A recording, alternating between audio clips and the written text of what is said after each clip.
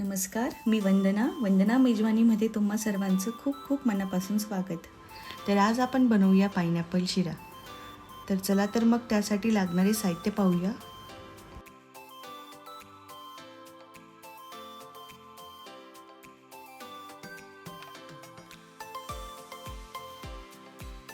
तर मग आपल्याला सगळ्यात आधी लागणार आहे 1 वाटी अननसाची काप.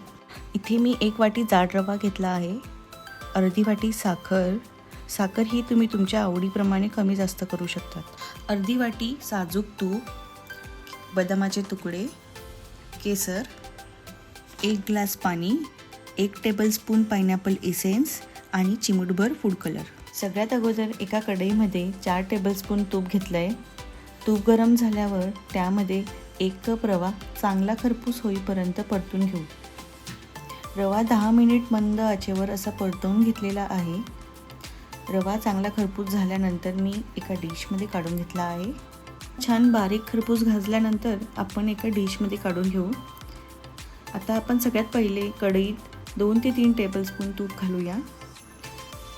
इथे आपण जे अननसाचे काप केलेले ते तुपात छान परतून घेऊ आणि 1 ग्लास पाणी घालून छान उकळी येऊ देऊ. उकळी आल्यानंतर आता आपण अर्धी वाटी साखर, 1 टेबलस्पून पायनॅपल इसेन्स आणि चिमूटभर फूड कलर टाकून मिक्स करून घेऊया. त्यानंतर आपण भाजलेला रवा थोडा थोडा मिक्स करून घेऊया. तुम्ही तुमच्या आवडीनुसार ड्रायफ्रूट्स टाकू शकतात. मी इथे बदामाचे काप घेतले आहे. त्यानंतर झाकण ठेवून 3 ते 5 मिनिटं शिरा छान वाफवून घेते.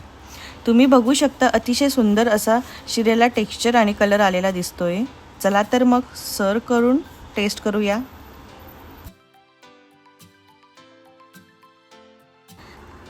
चला तर मग तुम्ही पण पायनॅपल शिरा ट्राय करून बघा आणि मला कमेंटमध्ये नक्की कळवा की कसा झालाय पायनॅपल शिरा. व्हिडिओला लाईक आणि सबस्क्राईब करायला विसरू नका. धन्यवाद.